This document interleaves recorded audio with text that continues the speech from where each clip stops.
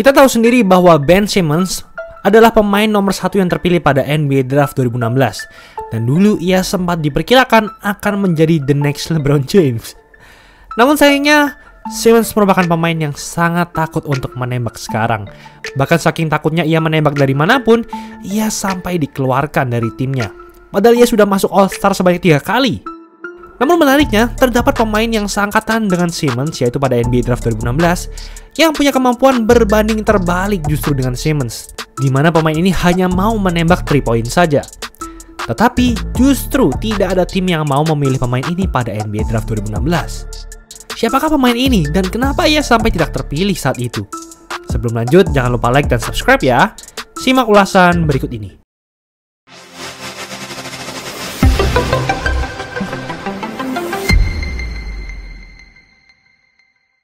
Max Hooper merupakan pebasket yang lahir pada tanggal 5 Februari 1995 di California, Amerika Serikat, yang bertinggi 198 cm dan berposisi sebagai guard. Sejak SMA, Hooper mulai aktif bermain basket dengan mengikuti beberapa program pelatihan basket yang ada di Amerika.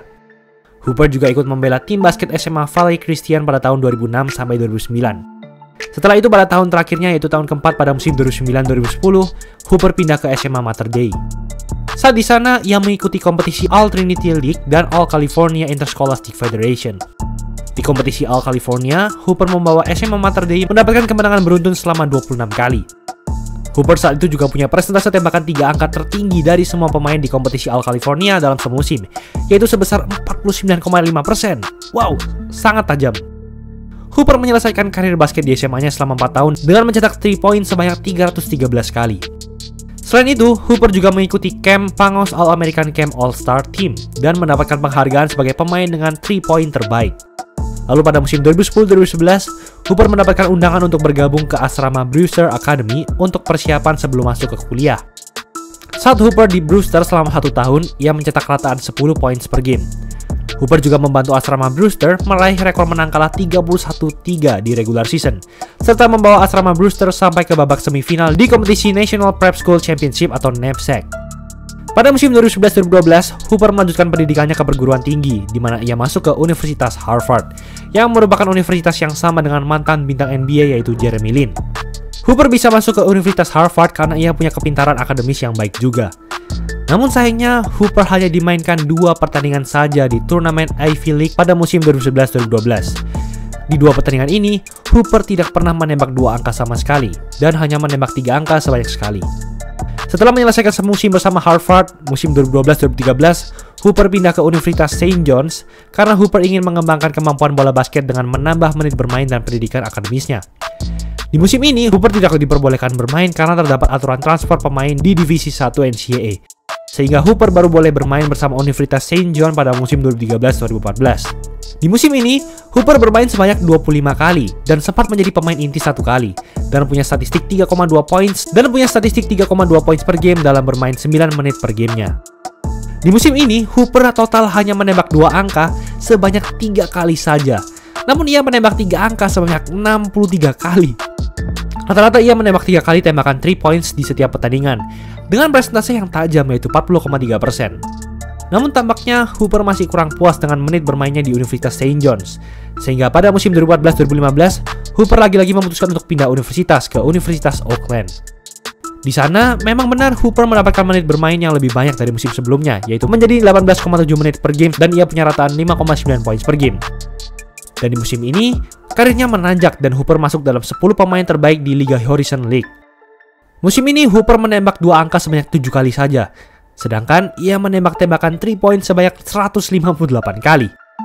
Ia rata-rata menembak 5 kali tembakan 3 angka setiap pertandingan dengan presentase 37,7%. Selanjutnya di musim 2015-2016, Hooper semakin hebat.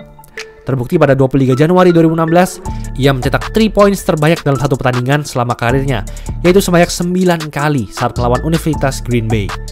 Selain itu, pada 29 Maret 2016, ia mencetak poin tertingginya saat melawan Universitas Etsu dengan mencetak 28 poin. Ia juga memiliki peningkatan dari segi menit bermain, yaitu menjadi 24,6 menit per game. Musim ini juga Hooper punya statistik 10,7 points per game. Hooper rata-rata menembak 7 kali tembakan 3 angka setiap pertandingan, dengan presentasi yang sangat tajam yaitu 45,5%, di mana hal itu merupakan presentase tembakan 3 angka terbaik di urutan ke-8 dari seluruh pemain kampus di negara Amerika.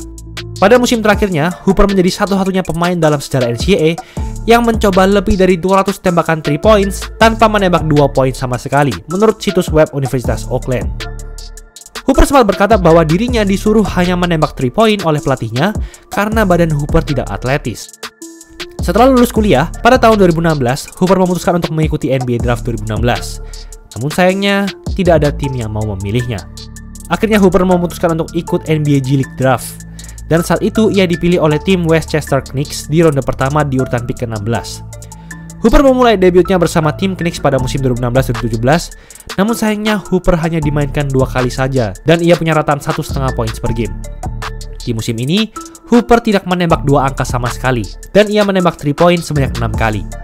Pada Juli 2017, Hooper sempat masuk ke dalam skuad tim Washington Wizards di NBA Summer League 2017. Tapi sayangnya, lagi-lagi ia tidak dimainkan. Musim selanjutnya itu pada musim 2017-2018, Hooper pindah bermain di Liga Profesional NBL Kanada bersama tim Niagara River Lions. Yang pada saat itu Hooper punya rataan statistik 4,3 poin per game. Di musim ini, Hooper total menembak 2 angka sebanyak 4 kali saja, namun ia menembak 3 angka sebanyak 79 kali. Rata-rata ia menembak 3 kali tembakan 3 angka setiap pertanding. Lalu setelah itu, Hooper dipanggil oleh tim Detroit Pistons untuk memperkuat kedalaman skuad di tim Pistons. Hal ini karena terdapat pemain Detroit Pistons yang cedera saat itu, yaitu Keenan Evans dan Luke Kennard. Namun di sana, Max Hooper lagi-lagi tidak dimainkan dan memutuskan untuk keluar dari tim. Di titik ini, sepertinya mimpinya untuk bermain di NBA sudah sirna. Tapi sebenarnya keinginan Max Hooper tersebut memang sedikit mustahil, karena ia hanya bermain mengandalkan tembakan 3 point saja, namun bermimpi untuk dapat bermain di NBA. Memang, gaya permainan NBA juga telah bertransisi ke gaya main yang sangat mengandalkan tembakan 3 angka. Kita juga sudah melihat pemain-pemain hebat yang pernah masuk All-Star namun tidak bisa menembak, akhirnya pun mulai punah karena tak bisa beradaptasi. Seperti DeAndre Jordan dan Andre Drummond, yang bahkan Jordan dulu pernah masuk All-NBA First Team, namun keduanya sekarang sudah jarang sekali dimainkan. Lalu ada Josh Smith, mantan bintang Atlanta Hawks, yang bahkan sekarang sudah keluar dari NBA. Dan yang terbaru tentu adalah Ben Simmons, sang mantan first pick 2016 yang sudah 3 kali masuk All-Star, namun sekarang meski masih menjadi pemain inti di tim Brooklyn Nets, namun ia sudah sangat menurun dan orang-orang banyak yang membulinya.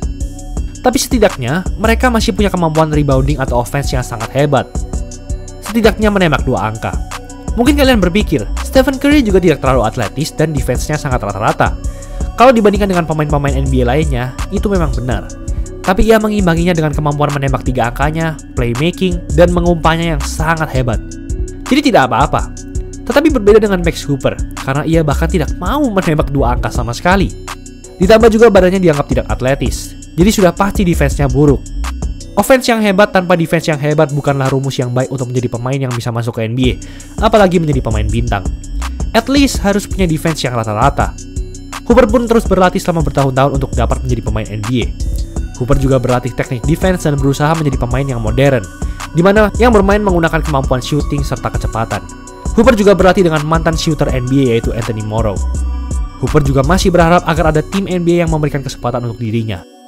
Namun pada tahun 2020, Hooper pun akhirnya menyerah dan ia akhirnya memutuskan untuk pensiun dan merambah ke dunia kepelatihan.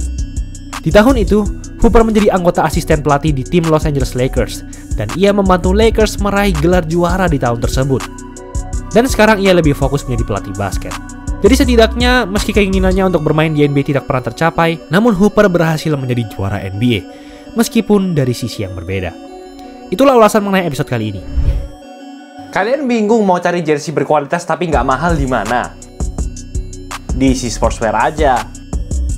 Bisa custom semua jersey olahraga apapun cuma 150.000 per setel. Gas, check out aja L-Shop dan sosmednya.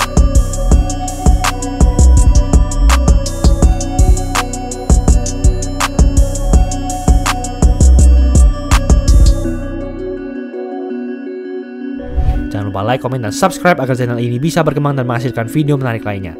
Thanks for watching, I'll see you in the next video.